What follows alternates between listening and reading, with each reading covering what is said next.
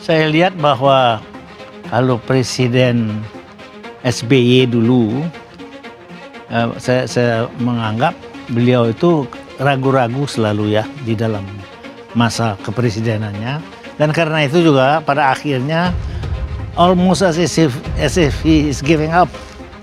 Jadi itu saya lihat bahwa tidak ada lagi dia itu dorongan untuk melakukan perbaikan dan sebagainya. Dan itu kelihatan waktu dia mau melakukan konvensi tentang siapa yang akan jadi calon presiden daripada Partai Demokrat. Mula-mula dia mau laksanakan, sudah kumpul semua, sudah berhenti semua sebagai menteri, tapi ternyata akhirnya dibatalkan begitu saja. Jadi you can see no guts. Nah, kalau kita lihat Pak Jokowi ini memang is a very simple man, but he has guts. And not only guts, but she does his work also untuk mencapai ini. Itu adalah tentu saja dia mau mempertahankan bahwa dia ada pengaruh terhadap siapa yang akan menggantikan dia. Wah, sebetulnya kalau terus terang, Bu, kalau mau berarti memang you have to work until the end. Itu satu. Tetapi di dalam hal beliau ini memang mempunyai sesuatu yang memang boleh dikatakan suatu tekanan, suatu dorongan yang kuat untuk mempertahankan supaya masa depannya itu tidak percuma. Kita turun di beberapa pasar yang ada di Indonesia ini, setiap kita deklarasi, setiap kita turun, kita ada mengunjungi pasar. Antusias pedagang ini sangat luar biasa dengan akan berjuang bersama Pak Prabowo. Begini, yang pertama kita harus sadar bahwa demokrasi ini harus serius. Kalau diam-diam saja bukan demokrasi. Demokrasi itu harus serius oleh gagasan, oleh pemikiran-pemikiran orang yang terlibat di dalamnya. Kenapa? Karena politik itu adalah urusan publik. Dia mengurus hal-hal publik, maka kemudian dia harus serius. Pandangan-pandangan harus ditumburkan sehingga kemudian lahir sesuatu untuk dikerjakan bersama.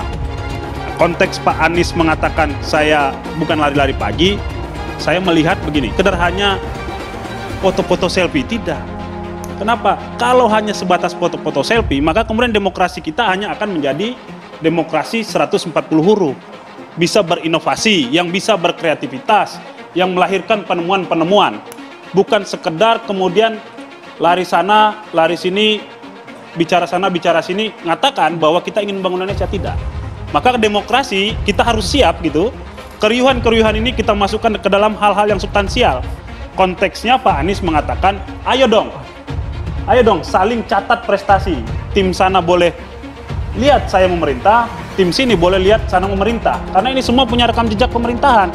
Memposisikan rakyatnya, memposisikan daerahnya apakah dibawa ke depan untuk maju beserta kesejahteraannya atau biasa-biasa saja. Nah, itu teman-teman mahasiswa boleh cek BPS. Boleh cek BPS hasilnya seperti apa. Yang kedua, coba cek Jakarta. Beberapa tahun yang lalu, orang bilang Jakarta ini kita butuh ruang untuk jalan kaki biar sehat. Lihat pedestriannya enak untuk jalan kaki. Dulu Mas Anies bilang saya akan karena Bang Effendi pakai baju Argentina akan bangun stadion bertaraf internasional. Jadi kan.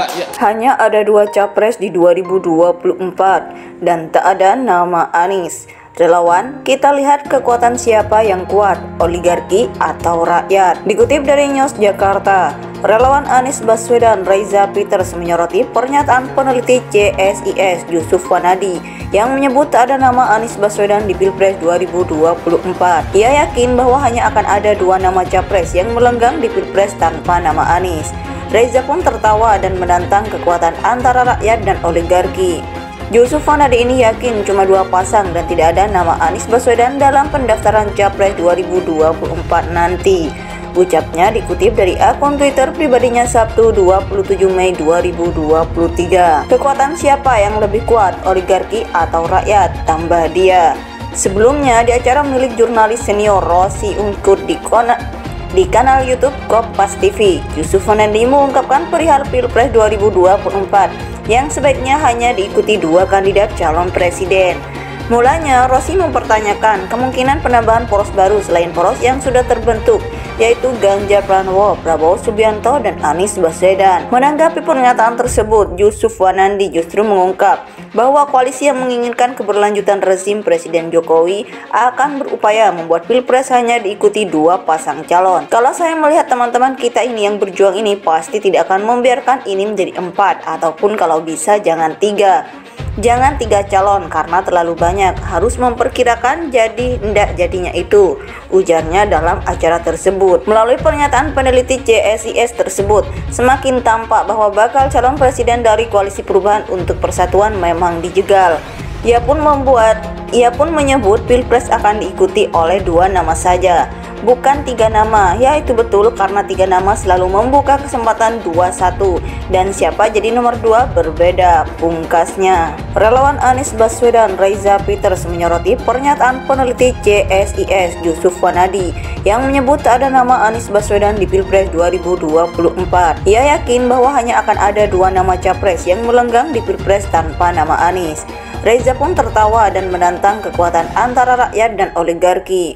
Yusuf Wanandi ini yakin cuma 2 pasang dan tidak ada nama Anies Baswedan dalam pendaftaran Capres 2024 nanti. Ucapnya dikutip dari akun Twitter pribadinya Sabtu 27 Mei 2023. Kekuatan siapa yang lebih kuat, oligarki atau rakyat? Tambah dia.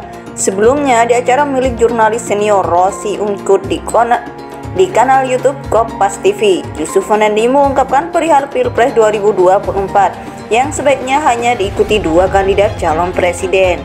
Mulanya, Rossi mempertanyakan kemungkinan penambahan poros baru selain poros yang sudah terbentuk, yaitu Ganjar Pranowo, Prabowo Subianto, dan Anies Baswedan. Menanggapi pernyataan tersebut, Yusuf Wanandi justru mengungkap bahwa koalisi yang menginginkan keberlanjutan rezim Presiden Jokowi akan berupaya membuat Pilpres hanya diikuti 2 pasang calon. Kalau saya melihat teman-teman kita ini yang berjuang ini pasti tidak akan membiarkan ini menjadi 4, ataupun kalau bisa jangan 3. Jangan 3 calon karena terlalu banyak, harus memperkirakan jadi ndak jadinya itu, ujarnya dalam acara tersebut. Melalui pernyataan peneliti CSIS tersebut, semakin tampak bahwa bakal calon presiden dari Koalisi Perubahan untuk Persatuan memang dijegal.